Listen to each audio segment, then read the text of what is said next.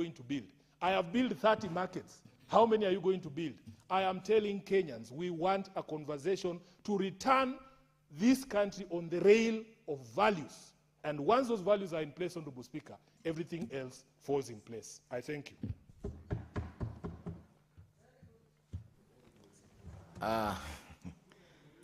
Senator Khalwale. Thank you, Mr. Speaker. Mr. Speaker, it was interesting listening to the leader of the majority lament and complain that it is a few months before the close of the year that this bill has come belatedly. Who does he think is supposed to bring? Is it the Senator of Mombasa? Is it the Deputy Minority Whip? The person to bring this government business to this House is the leader of the majority. His name is Aaron something Cheriot, Senator of Kericho. This business of passing the buck so that, Mr. Speaker... We should know the full name of Senator Cheriot, yes, having served with him in the second Senate of this Republic. You should know his full name. Correct, Mr. Speaker, but Edwin Sifuna is here. He'll tell you that amongst the Avaluya, you are only compelled to know all the names of people of your circumcision age or above. But the rest are children. You are allowed to know them by only one name, Mr. Speaker. Mr. Speaker, has the short man swallowed a bee once again? What is out of order, Senator MATIANG'I?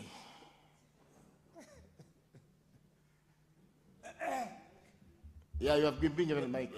Mr. Speaker, I rise under accuracy of fact standing order 105 to say people who are older than Khalwale are known, but the rest are children. I thought from above 18 years old, Senate Majority Leader is an elder. Mr. Speaker, and you have to stop Senator Khalwale because all of us are senators. And finally, Speaker, you have to rein on Senator Khalwale. He has a condescending attitude towards colleagues who are junior than him, Mr. Speaker. If he is a man enough, there was a cabinet minister here by the name C.S. Lee Kinyanjui. He has been an MP, assistant minister, a governor, and now a minister. He has been McTiming in parliament. McTiming. No. And in Senator fact, Cheriot, in 2017, let me say, because it is on Senator record, Mr. Cherargei, Speaker, because he is busy in... Senator Cherargei, please withdraw that. Yes.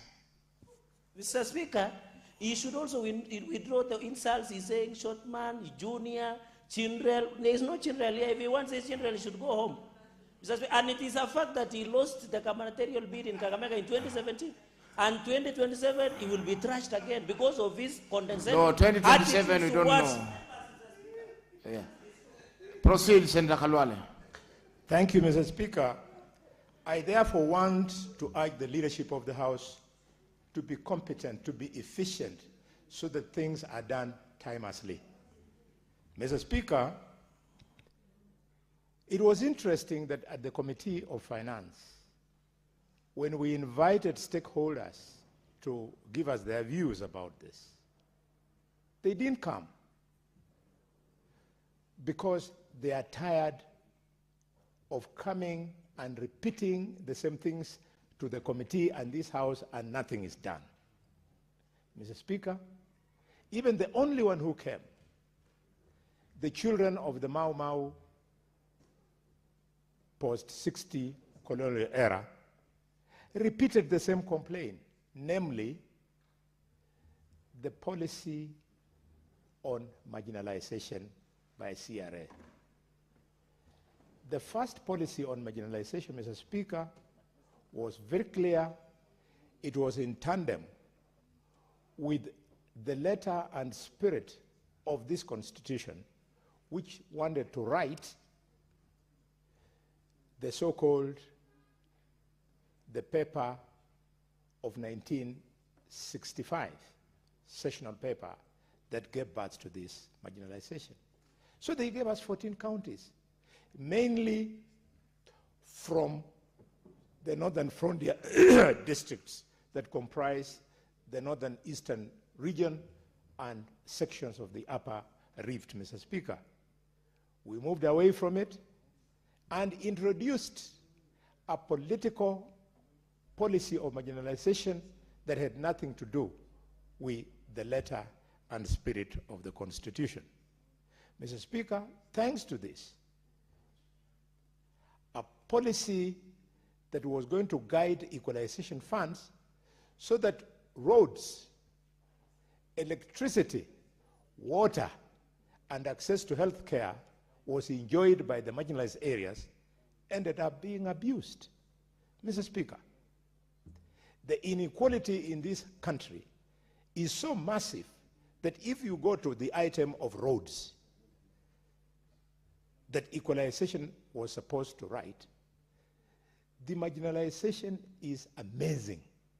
To this extent, Mr. Speaker, that Nairobi rural tarmac road is at 100%. Murang'a is at 70.6%. Kiambu at 60%. And when you go to Kakamega, Mr. Speaker, that drops to 14.9%. You go to Bungoma, that drops to 13.8%. Mombasa is 11%. Kwale is less than 6%. Mandera is 0%. So this conversation of equality must be the conversation in this House, in a wider political discourse, because inequality breeds a sense of lack of nationalism, and inequality breeds the high poverty levels that we see in various parts of this country. Mr. Speaker, when you argue that this money should not be taken to these counties, it is because you are suffering from the syndrome of the people of Nairobi.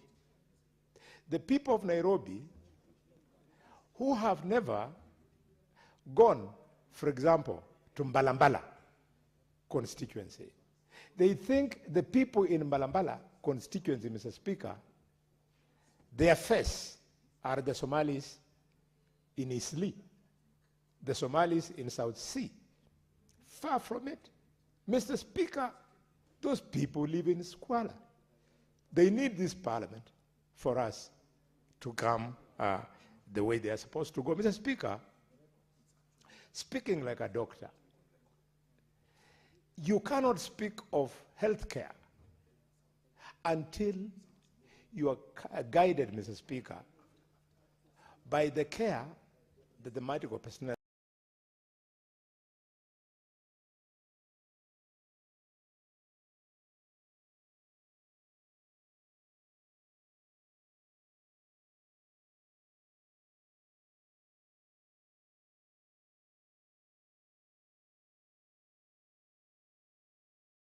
between you and the patient who wants your services.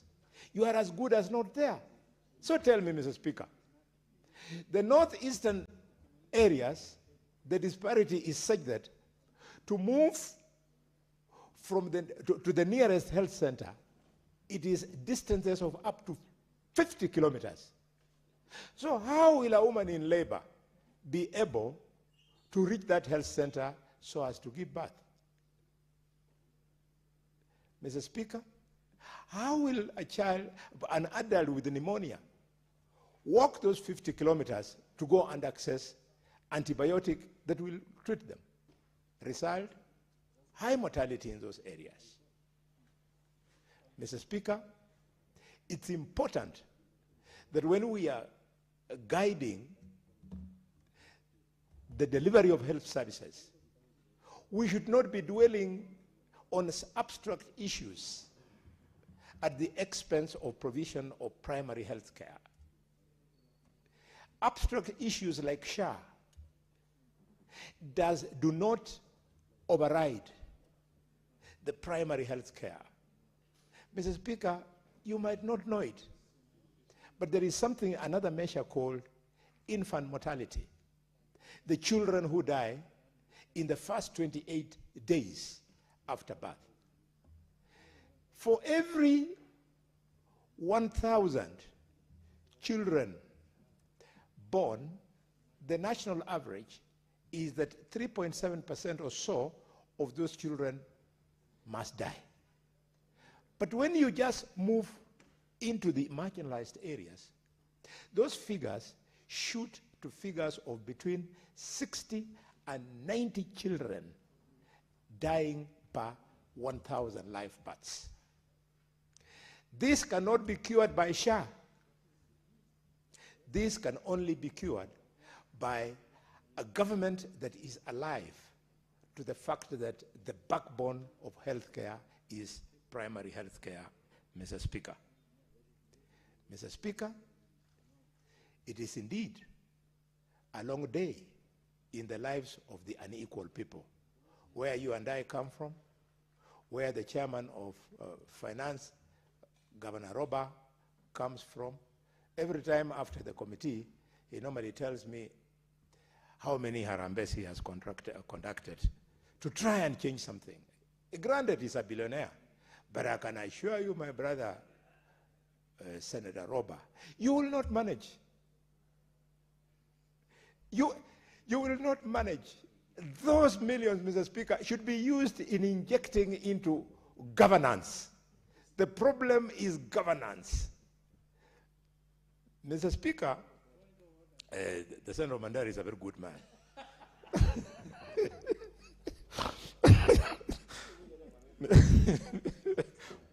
Mr. Speaker, I concur. The Senator of Mandela is a very good man. He's a good man and a gentleman, Mr. Speaker. Yes. Mr. Speaker, I want to conclude by speaking to the statistics, pure science, the statistics of this marginalization as found in Western and former Nyanza province. Because the Central Migori is an economist, he'll hear me when I say that the government has to go to the people of Migori, people of Nyanza, with different agenda other than asking those people to shout two-term, two-term. Mr. Speaker, those people you are asking to shout two-term, two-term, do you know what they need? They need the improvement of delivery health care, because in Migori, 47 infants die out of 1,000 deliveries, comparing to Nyeri, where 0.1 infants die. This is the conversation we want in the Ministry of Health, Mr. Speaker. We don't hear it. Instead, they send hecklers to the Senate to interrupt when we are contributing to these national issues. Just because the senator might be coming from a county like Nandi, which is my neighbors, we have enough raise. He should not be coming here to interrupt the debate. He should come here to learn from us who can debate using facts, not using drama, Mr. Speaker. We've gone a long way. In fact, there are many people who are looking for Daniel Arap Moi. May his soul rest in eternal peace. If they met him, they would throw several slaps at him, because some of this suffering is because of his uninterrupted 24 years of misrule of this country, Mr. Speaker. Mr. Speaker, it is my belief and hope that we are going to carry the marginalized areas along with the rest of the Kenyans. And this is why I make this emotional speech. Mr. Speaker, some of the profiling that you give people from these marginalized areas, quote unquote, for example, Somalis, it is because of a natural instinct of human beings called the fight back. They fight back. They are unhappy. if you make them happy, are you surprised that very few Somali girls are married to Luyas, are married to Luos? It is not because they can't fall in love with them. It is fight back. They are saying, these people don't treat us like them. So we don't want to get married to them. But if you're just treating them the same way, I mean, you would find the situation in Kakamega, for example, because we live very well with the Somalis there. They speak Kiluya. In fact, they start their children's plays, which we call children's plays. Somali to Idaho, Somali to Isoga, Somali to Mtoto. That is because they feel we are part of the system. Mr. Speaker, that value of carrying each other is the value that will deliver Kenya to the third world, to the first world, if not the middle economy status.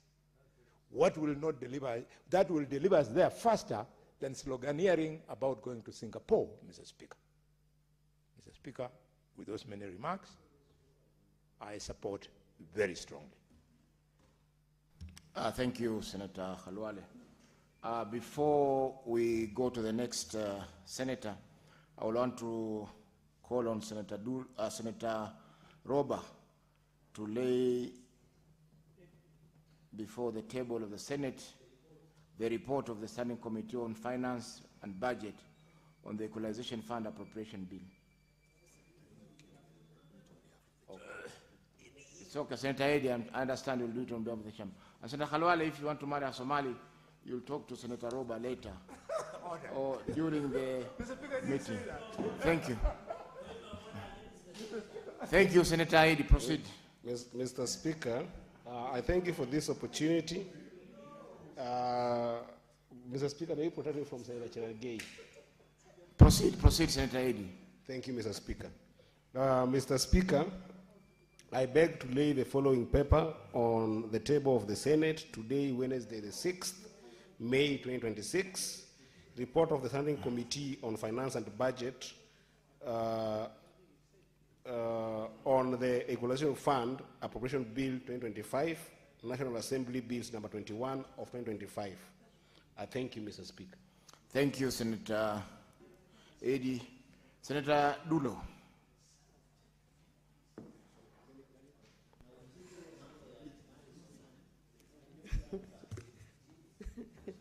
I think that will be discussed by Senator Roba, not myself. Thank you, Mr. Speaker. Mr. Speaker, I stand here with a heavy heart. Let's hear Senator Dulo in silence. To support this particular bill. And the reason why I'm saying that, Mr. Speaker, those who have established this particular fund under the current constitution, Mr. Speaker,